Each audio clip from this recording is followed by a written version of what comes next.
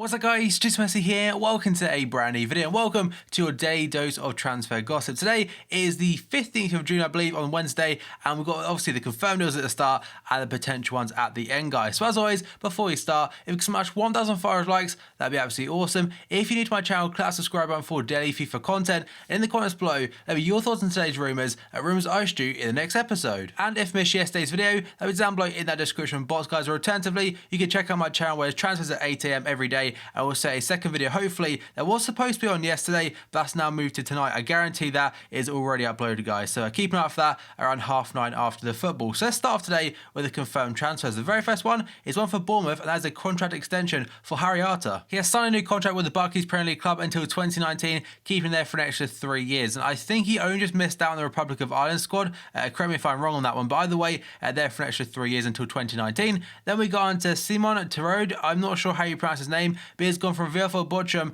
to Stuttgart for £1.88 million. And I believe he may be a replacement for this guy. That is going to be Timo Werner, a youngster from Stuttgart, going to Red Bull Leipzig. So I think Stuttgart actually got relegated, and Leipzig obviously got promoted. So they're preparing for the Bundesliga next season by bringing in this guy for £7.5 million. I think he may play down the middle every now and then as a striker as well. So it could potentially be a very cool card for FIFA next year. And he also links now to Yusuf Poulsen, which is pretty damn cool. And then we got Marius Müller, another player this time going to Red Bull Leipzig from Kaiserslautern for £1.28 million. So they're definitely going hard this transfer window. I think they've bought like 5 players already, and definitely, like I said, preparing for that Bundesliga run next season. Then we have got Alexander Ignovsky. Apologies if I pronounced that wrong, but he has joined Freiburg this time from Frankfurt. So the fee for him has not been made public. And then we got on to Makoto Hasebe this time, a Japanese player who plays for Frankfurt, signed a new contract until 2017, so just a 1-year deal for him. Then we have got Ivan Ramis. I think he used to play for Wigan, I think, but he signed a new contract until 2017 as well. We have got Raphael Schaefer this time, 1979. That guy is pretty damn old, but he signed a new contract until 2017 again. So I think he's like 37 if my maths is correct right there. Then we have got Adam Hamill this time of Barnsley. He was the hero that helped them get back up to the Championship, I believe, in the playoff final, and he's obviously now got a new deal until 2018, so a 2-year deal for him. We have got Sofian Feghouli. This one's a free transfer. It's fully confirmed, and what a deal for West Ham. He's playing for Valencia last season. Apparently he didn't play that great there, but he's known as being a very good winger, and they've definitely got a great player here on a free transfer. And it's a 3-year deal, so again, well played West Ham for getting, because he was linked a lot to the Turkish league, and in particular Fenerbahce. Then we got a manager this time, and Royal Koeman finally has been confirmed as Everton's new manager. According to reports today, apparently he's on £5 to £6 million a year, which I think is very close to what Jurgen Klopp is earning at Liverpool. So they chucked the money at him and trying to get Everton back to what they used to be. And this one has been a long time coming. And I imagine now there may be some Southampton players leaving and a lot of players joining Everton as they want to reshape that squad. And finally, we have got another one this time. This is actually a manager being sacked, and that's going to be Dunga, the Brazilian national coach. He, I know a lot of people don't like him, and in particular, a lot of Brazilians don't. But that is for management, because I think he's been sacked once before by them. Then he came back, and his selections were all over the shot, and they obviously went out of the group stage of the Copa America. Albeit very, it was a very dodgy decision. I was actually watching the game. It's like 3 AM or whatever, and there's a handball like the relay on. It's like the 85th minute plus, I think, and Peru got the goal. It was just an absolute clusterfuck. So it's not too much of a surprise he has been sacked. And then we got on to the potential deals. And the very first one is regarding this one. Chelsea's Patrick Bamford spent on loan last season for part of it at Crystal Palace, I think it was. Played 1 game, whatever, and he kind of just forced his way back to Chelsea. So it didn't go too well from last year. Apparently now he's seeking a loan to Spain. So he wants to leave Stamford Bridge because he's not going to be getting first team opportunities there, and he might seek a loan move to a Spanish club, according to reports, in Spain again. So that one's quite a strange one. I'm not sure where he'll go, but it would be quite cool if he gets a better card next year. Having an Englishman in Spain would be very good for hybrids. Then we've gone to Phil Jones. This one is regarding his future. Apparently Mourinho wants to talk with him to discuss it, because he may not even be in his plans at all. So with the Ivory Coast centre-back Bailly for £30 million coming in, it does mean Phil Jones is dropping down that pecking order, because he's got the likes of, obviously, Chris Smalling, Bailly, also what's his name, Rojo, Daley Blind possibly as well. So Phil Jones, he may have to look for a new club this summer. And now, according to The Guardian, Chelsea have begun talks with Marseille goalkeeper Steve Mandanda as they look to make him the understudy to Courtois, and that's kind of understandable. They want another good backup goalkeeper. They do have Begovic, who I know he had a shocker against Liverpool towards the end of the season, but he's a very good goalkeeper still. And Steve Mandanda, I believe, is actually a free agent right now, so he's got no club, and Premier League, it could be quite a good opportunity for him. And it really isn't a bad backup at all. It's like when they had Czech as a backup, and Mandanda would definitely come probably around that category.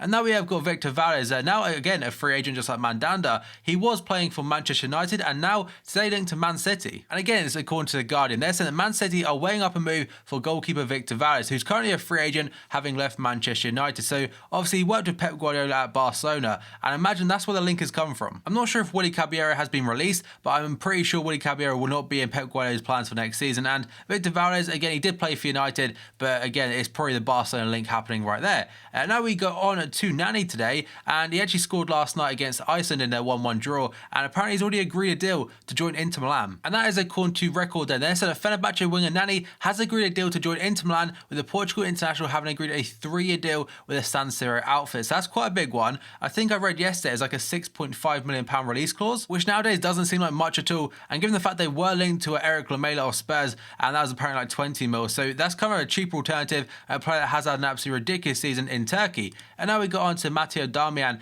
of Manchester United today, linked to Chelsea. And the reason this makes sense is simply the fact that Darmian is currently part of Conte's Italian team at Euro 2016. But by the way, against Belgium, they put an absolute masterclass of a performance. So international football, I love watching football like that. At club level, not so much. But Italy, their defence was absolutely on point, despite Belgium having opportunities here and there. But again, Darmian, I think he's been playing left back possibly, or left mid. So he's obviously quite versatile. And Chelsea, he would probably suit Conte again. And there are rumours that Azpilicueta could be going to Spain, so it would open up that free fullback role, whether that be left back or right back. Or alternatively, if Chelsea go through at the back, it'd be a good, very defensive left mid or right mid. And that's according to Bleacher Report then. Now we got on to Cedric Berahino, and apparently he wants to be, or he's going to be, the first signing under Royal Koeman at Everton. That's according to the Daily Mirror. But also on top of this, I think Stoke City are apparently inquiring about Berahino's services, because if I'm correct again, this guy will be a free agent next summer, so they want to get some money out of him before he goes for free. And apparently, Stoke are bidding just £5 million for him. You go back a year ago or a year and a half ago, and Spurs were bidding like 20 million, is rejected. So that's kind of been his downfall. Obviously, the contract length obviously determines his price a little bit, but Berahino for £5 million, it wouldn't be that bad of a deal, to be honest. Now we got on to Tim Krul, again linked to Everton today. So with a new manager coming in, that obviously makes rumours a little bit spicy to that new manager. So Tim Krul today obviously got relegated with Newcastle United despite being injured, I think, for a majority of the season. But various sources are saying that new Everton manager Royal Koeman wants to make Newcastle goalkeeper Tim Krul his first signing at Goodison Park, just like the other article said Berahino. But he also wants to weigh up a move for this man, Axel Witsel, currently playing for Belgium at Euro 2016. He plays for Zenit St. Petersburg in Russia, and again, Stoke City are the other club linked to him in apparent rumours, and also AC Milan. So apparently he'd be around like quite a cheap fee, about £10 million. But again, we'll have to wait and see. Royal Koeman, though, obviously being linked to a lot of players already. Now we go to Marko Arnautovic. Yesterday, Stoke City was saying 13 mil for him, and today Crystal Palace, they would match that. And this is according to the man himself, Gianluca Di Marzio, so there must be some kind of legitimacy in this rumour, and would be a very top-class signing for Crystal Palace. So having him, Yannick Bolasie, and also Wilfried Zaha, putting Arnautovic down the middle, that'd be absolutely sick for FIFA.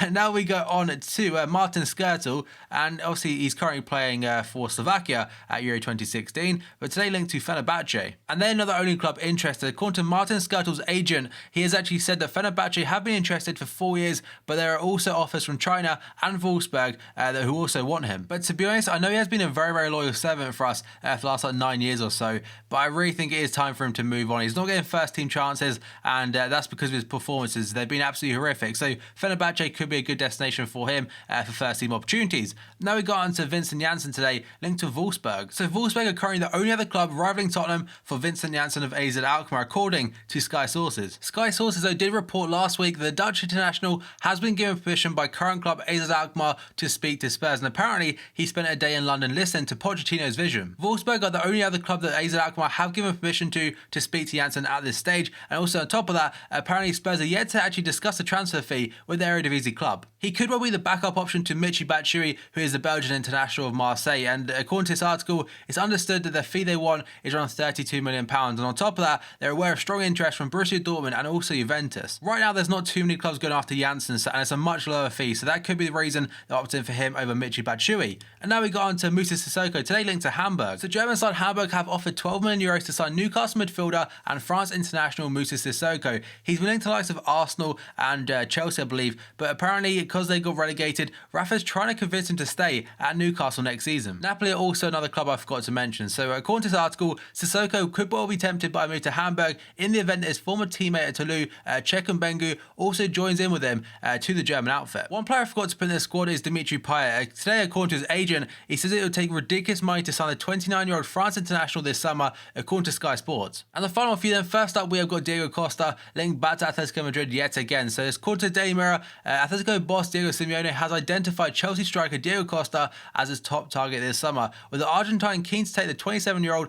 back to Spain. No fee has been mentioned, and it does seem like quite a generic one for them to fill in their spots if there's like a blank space in an article. And now we've gone to Zlatan Ibrahimović, a player that he's linked to a lot of clubs right now, and obviously United seems to be the destination, but apparently Bayern are ready to kind of ruin that United thing. And as according to the Daily Mirror, they're saying that Bayern Munich are set to challenge Manchester United for the signing of Zlatan Ibrahimović, with Carlo Ancelotti having worked with the striker at Paris Saint-Germain. So the Daily Mirror are saying that, and also build in Germany. But now we got into the Manchester United story, and apparently now he's set for his medical after Euro 2016, which is the only thing that's yet to be done. Negotiations between the players' representatives and also the club took a little bit longer than initially expected, meaning there was not enough time for Ibrahimović to conduct his medical before the tournament began. So I wouldn't worry too much, United fans. It does still look like he'll be your man in the next, like, say, month or so. And then finally, we go on to Diego Simeone of Atletico Madrid. So according to AS, Diego Simeone has extended his stay at Atletico Madrid as the coach, signing a new contract with the beaten Champions League finalists. And that is literally all that article says, guys. So there are always potential rumours, and at the start, there were the confirmed deals. So as always, guys, if you can smash 1,000 followers likes, that'd be absolutely awesome.